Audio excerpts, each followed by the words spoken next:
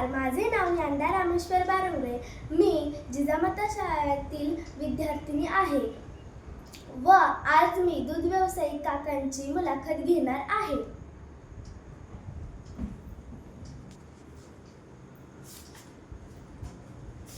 काका, मला सांगा तुमचे नाव काय? नमस्कार, माझं नाव रामेश्वर विष्णू बारमुळे. बरं, तुम्ही कोणता व्यवसाय करता? माझा आहे डेअरी उद्योग व्यवसाय आहे. तुम्ही हाच व्यवसाय का निवडला?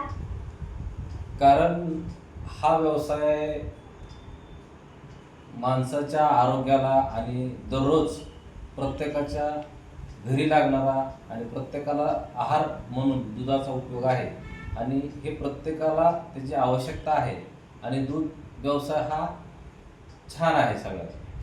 तुम्ही हा व्यवसाय किती वर्षापासून करता? मी गेली 11 वर्ष झालो हा व्यवसाय करतो. तुम्हाला या व्यवसायातून किती नफा भेटतो? नफ्याचं तसं गणित नाही, पण एक माणसांना कसं असतंय, दुसरीकडे उद्योग करण्यापेक्षा स्वतःचा व्यवसायातनं जे उत्पादन मिळतंय त्याच्यावर आपलं राहतं. लोकांची इथं व्यवसाय करण्यापेक्षा स्वतःचा व्यवसाय करणं कधीही उत्तम आहे. बरं. तुम्हाला तुमचे काम आवडते का?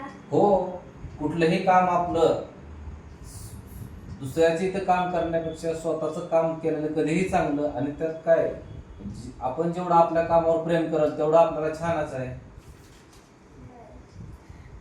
तुमच्या दुधाला साधारणतः किती भाव भेटतो?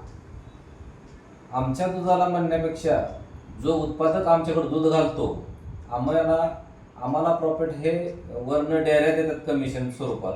आम्हाला दूध उत्पादकाला आत्ताच्या या सध्याच्या सीझनमध्ये उत्पादकाला 45 ते 47 रुपयापर्यंत गाईच्या दुधाला रेट पडतो आणि म्हशीच्या दुधाला 60 रुपयापासून 80 रुपयापर्यंत पडतो.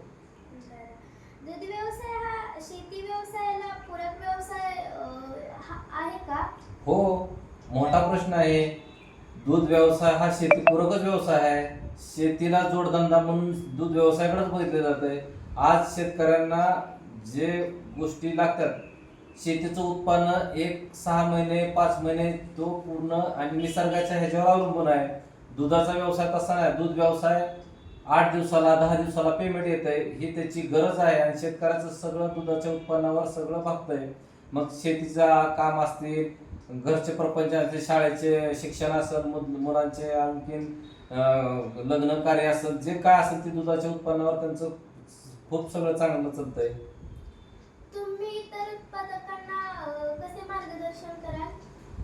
दूध उत्पादकांना मार्गदर्शन असं असतंय की प्रत्येकाचं दूध वाढीसाठी किंवा आता आम्ही काय करतो, कॅम्प्स घेतो की जनावरांचे आजार, त्यांना वेळेवर सगळे उपचार, लसीकरण ह्याचे आम्ही कॅम्प घेतो. त्या कॅम्पद्वारे आम्ही सगळ्यांना मार्गदर्शन, एक डॉक्टरचं आम्ही पथक बोलवतो, शासकीय डॉक्टरचं. त्यावेळेस त्यांच्या गायीची तपासणी केली जाते. ह्या सगळ्या गोष्टी आम्ही अशा स्वरूपात सगळ्या शेतकऱ्यांना मदत करतो. आताची जी परिस्थिती चालू आहे त्यात दूध किंवा श्रीखंड, बासुंदी असे पदार्थ ते भेसळले जात आहेत, तर मग त्यावर तुमचे मत काय? ही गोष्ट अगदी खरी आहे की भेसळीचं प्रमाण आहे, पण एवढं बी प्रमाण नाही. पण त्याला लोकांनी कसं आहे, आपल्या प्रत्येकाने लक्षात ठेवलं पाहिजे, भेसळ करणाऱ्यांनी बी आपण भेसळ करतो ते आपल्या मुलांना विष पाजतो का घरी, त्याचा विचार त्यांनी स्वतः करावा लागतो. आज आपण लोकांना भेसळ करून चालतो, त्याचा आरोग्यावर दुष्परिणाम होतो. लोकांना मग कॅन्सर सारखे त्याचे बाकीचे अनेक तोटे होतात. तर कुणीही भेसळ करू नये. आणि आम्ही भेसळचं दूध आम्ही डेअरीवर घेताना आम्ही त्याचं पूर्ण चेक करून घेतो. आमच्याकडं लॅब आहे, आम्ही लॅबच्याद्वारे त्याचे टेस्टिंग घेतो दुधाचे, मग आम्ही दूध स्वीकारतो. आम्हाला जरी तसं एखाद्या गाई आजारी असेल, त्याचं दूध खराब असेल तर आम्ही दूध स्वीकारत नाही. त्यामुळं भेसळीचं प्रमाण करू नये आणि हे आरोग्यास हानिकारक आहे आणि याच्यावर शासन आता चांगल्या प्रकारे काम करत आहे.